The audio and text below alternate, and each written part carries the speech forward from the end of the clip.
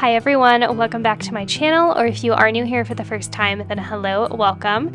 In today's video, we are doing a living room transformation where we install some DIY picture frame molding and add in some new home decor pieces. So to get started, I'm going to share with you a before of the space that we are going to be putting the picture frame molding in. As I always say, I will leave as much as I can linked for you in the description below. I did get everything from Home Depot, and I will also be leaving our paint color that we used. We did not change the color of the wall. We just wanted to add some texture. To start the installation process, this was so incredibly easy.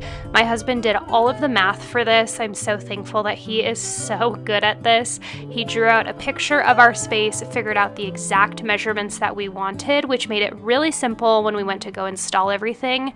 Now these molding pieces, we actually bought miter shears for the very first time, and they were such a godsend for this project. I've seen other people use it when doing picture frame molding, and I highly recommend it. The nice thing about this project is you do not need any big power tools, so anybody can do this as long as you can figure out the measurements. It's very easy. As you can see, as we go, we take our level to make sure everything is level. This is very important. You want to make sure you're doing this all steps of the way so everything goes cohesively and we're making sure that things are level. In this next clip, I'm sharing our miter shears. So this is how my husband cut all of the pieces from Home Depot. This was really thin molding wood pieces, so not very hard to cut. And if you guys are thinking about doing a picture frame molding accent wall, highly recommend them. I will leave the ones that we used in the description below. So now moving to the left little side of our living room, you can see we have the piece above the door frame and this little sliver on the left. We personally decided to come up with our own measurements on this side.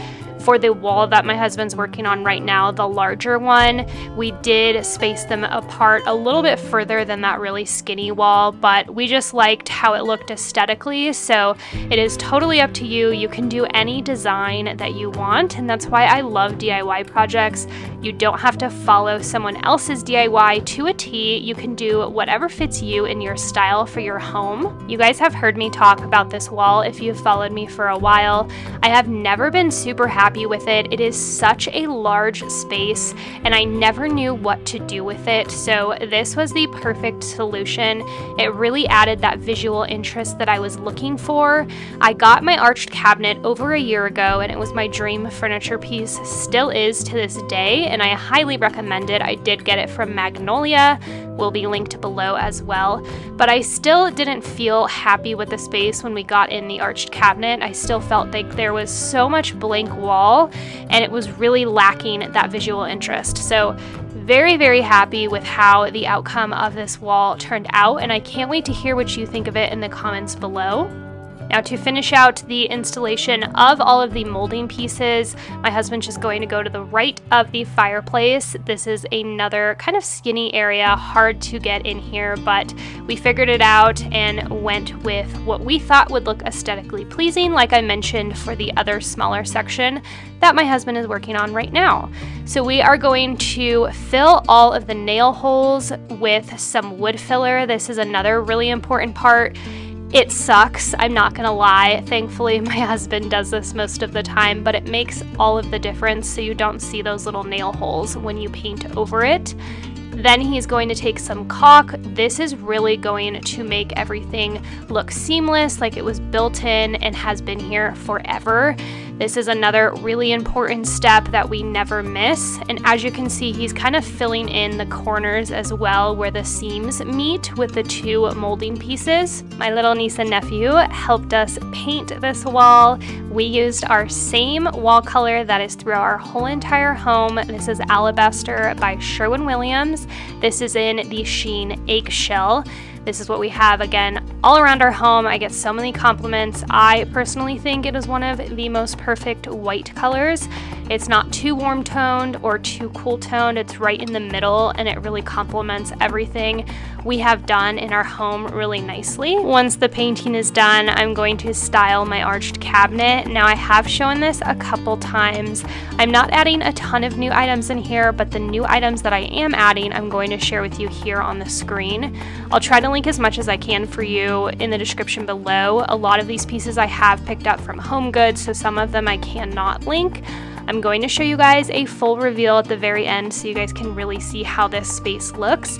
But I love decorating this arched cabinet. It is very challenging at times, but it really gets my creative juices flowing. The challenge with this arched cabinet is that the shelving is spaced pretty far apart, so it definitely can be a little bit difficult to figure out how to style. You definitely have to be careful with leaving too much blank space, adding in some vintage pieces so that you can really ground the space, make it feel organic and earthy. I absolutely love these storage box books from Kirkland's. They are such a staple and perfect for a coffee table as well, so you can hide your remotes and everything. Now we're going to do a very quick DIY that I wanted to share with you. So I have loved this horse that I found at HomeGoods a few years back, but I've never loved how stark white it is, so I'm taking some Stone Rust-Oleum spray paint. I'm just going to be giving this 2 or 3 coats. In my opinion, I think it looks much better, and it's not as abrasive on the eye when looking at it in our arched cabinet. I'm very happy with how it turned out. You'll have to let me know what you think of it down below in the comments.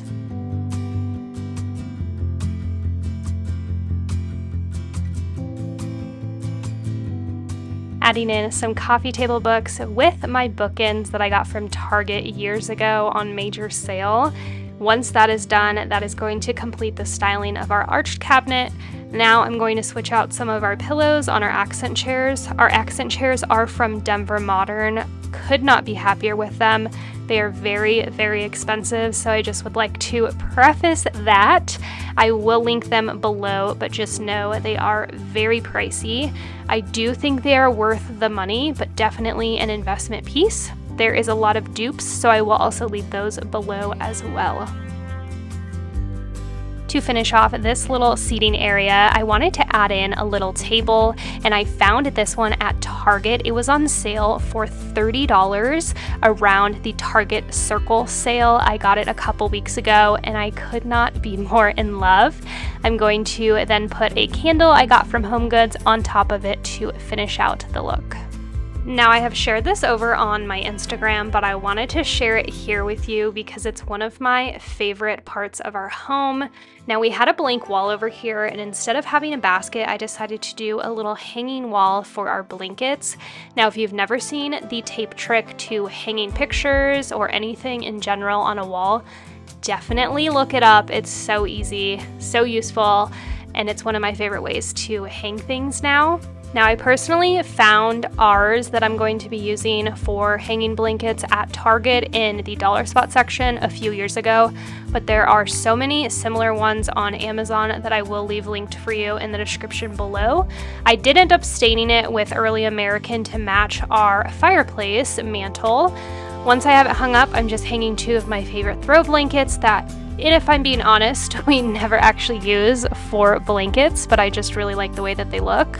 Once I have got those throw blankets hung up, that is going to complete this makeover. Here is the final reveal. I absolutely love the way that this came out. Definitely gives so much more visual interest to this wall. I love adding in the darker, moodier pillows that I incorporated on our accent chairs. I feel like for once in my life, while living in this home, I'm finally happy with this space, so I can't wait to hear what you think of it in the comments below. Make sure to give a shout out to my amazing husband for always helping me with my visions coming to life with all of our DIY projects. He does such a great job. And with that, I hope you enjoyed this video. If you did, please make sure to subscribe. Follow me over on my socials. They're always linked in the description box down below. Thank you for being here, supporting my channel. I truly appreciate it, and I will see you in my next one. Bye.